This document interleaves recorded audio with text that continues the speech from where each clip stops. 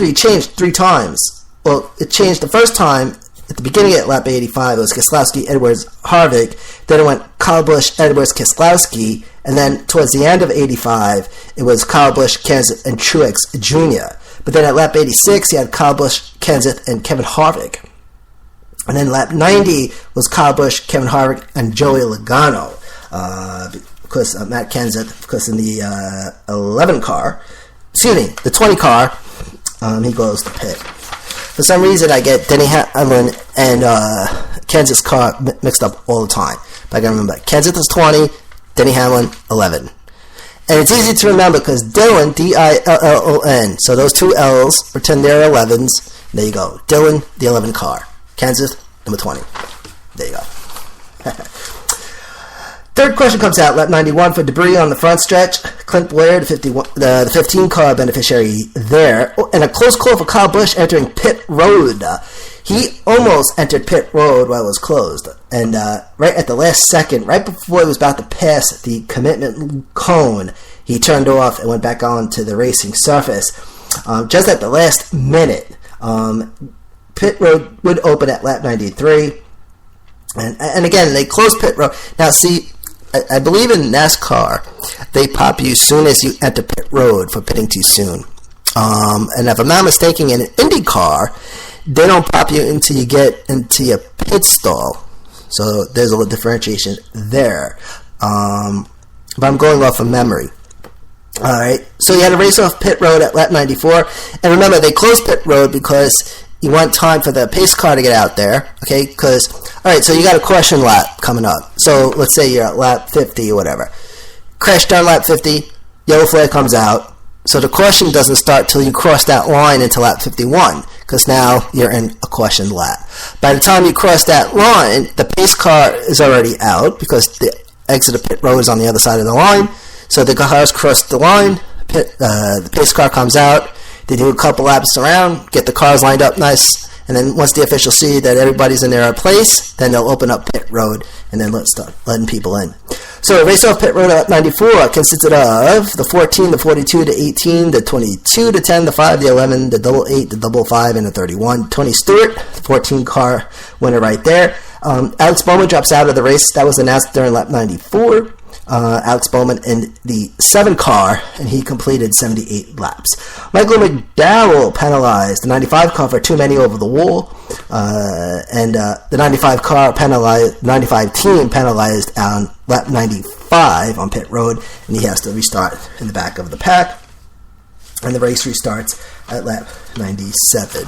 And I know beating a dead bush, but you only allowed 7 guys over the wall, and they can't come over until the car is at least one pit box length away from its designated pit box. Otherwise, you get popped for over the wall too soon. Which stinks, because you're the driver. Now, you got to go all the way to the back of the pack, alright? Okay? To restart the race, which, messes you up. And now, that's only during caution. So if any pit road penalty is under caution, you have to restart in the back. If you get popped with any pit road violations during green flag racing, then you have to serve a pass-through. Okay. So top 3 lap 97, Kevin Harvick, Carl Edwards, Matt Kenseth for the 19 and 20.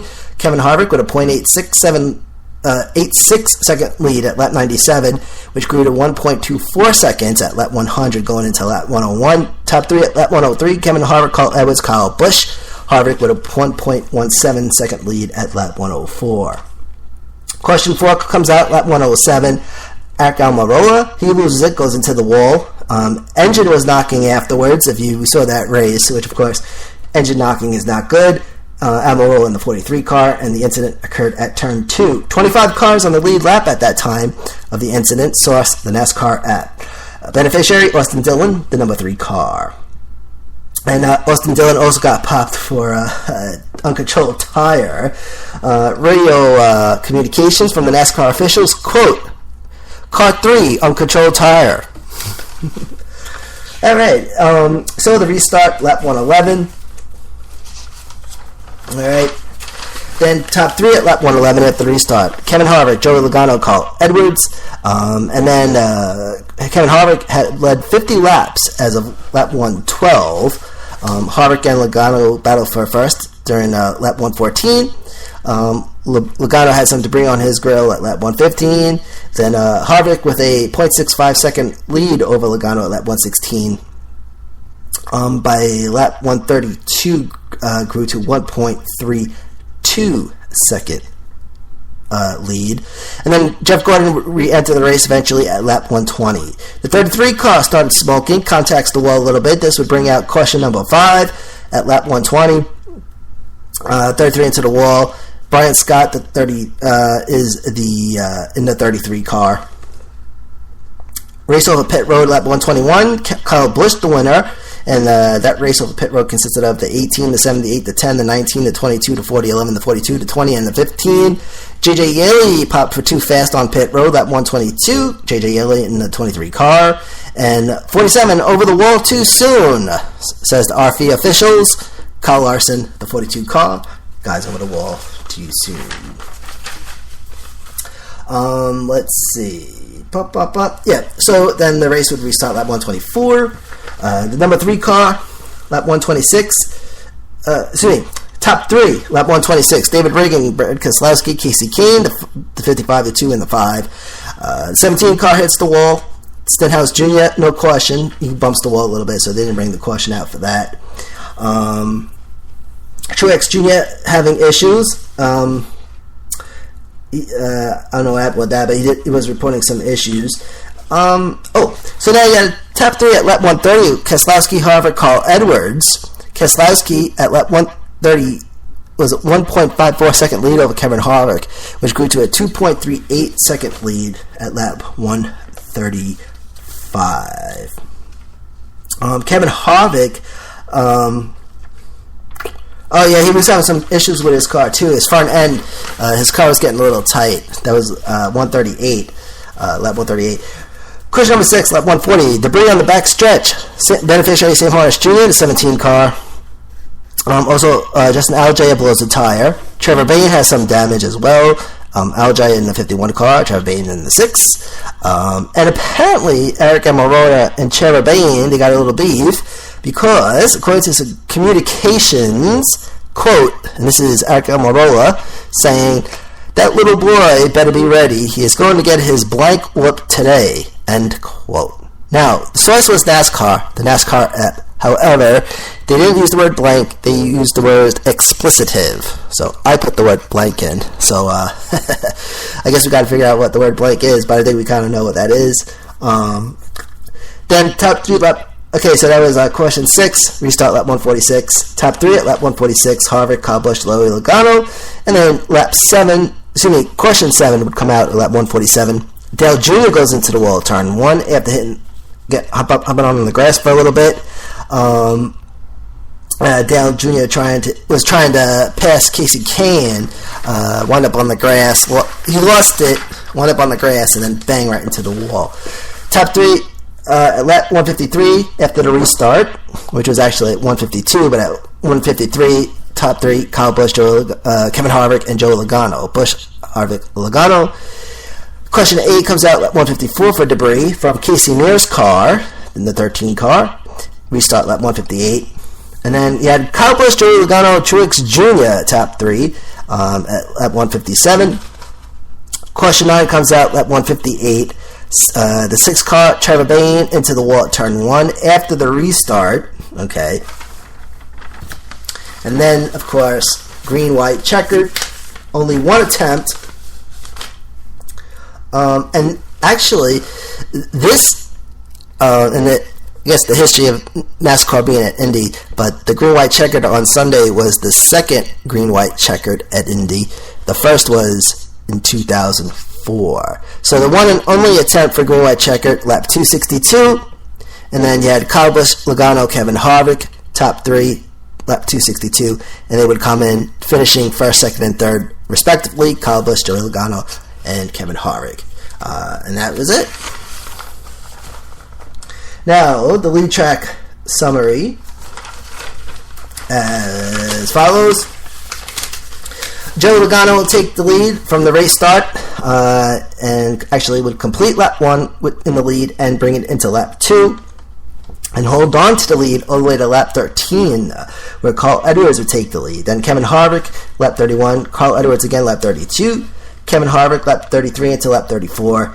Then you had the first question would come out, where Joey Logano would take the lead into the restart, which was at lap 50. Question number 2, no changes. But Kevin Harvick would take the lead at lap 63 and hold on all the way to lap 84. Brad Keselowski takes over.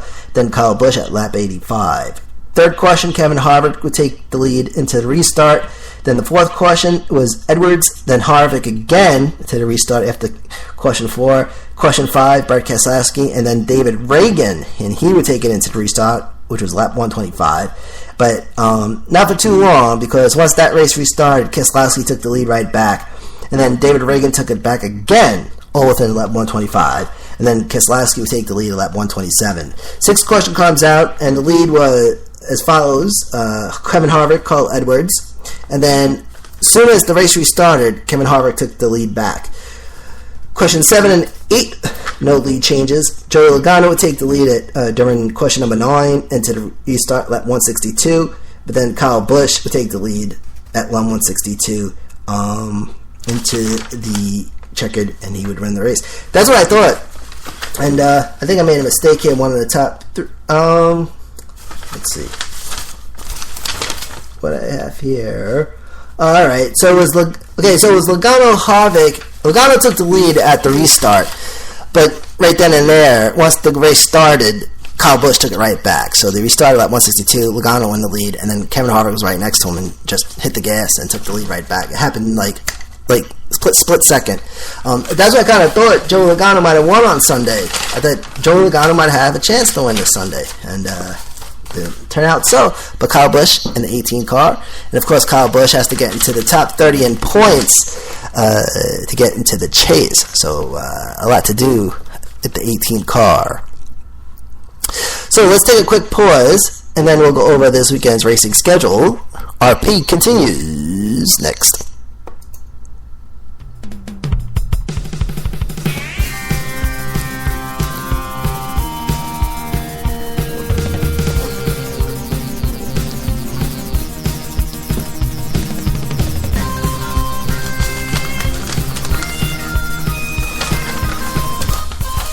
Welcome back, everybody, to the Racing Podcast, presented by American Podcasting.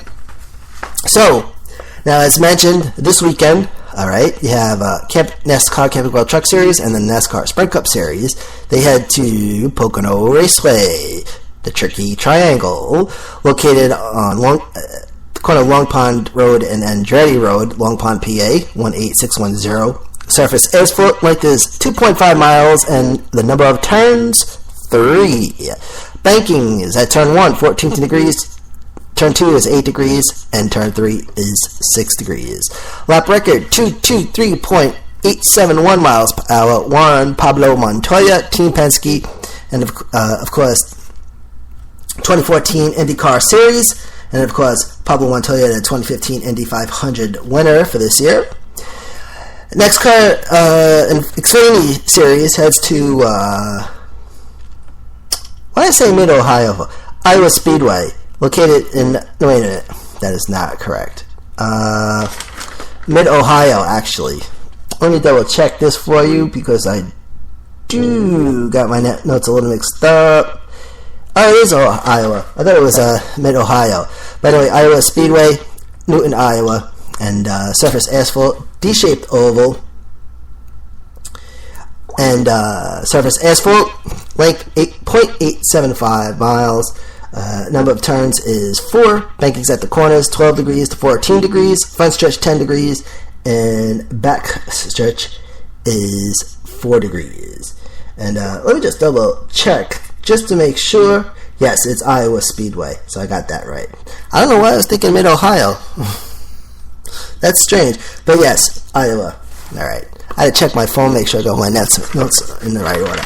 Alright, so, ladies and gentlemen, without further ado, the Racing Podcast proudly presents this weekend's racing schedule.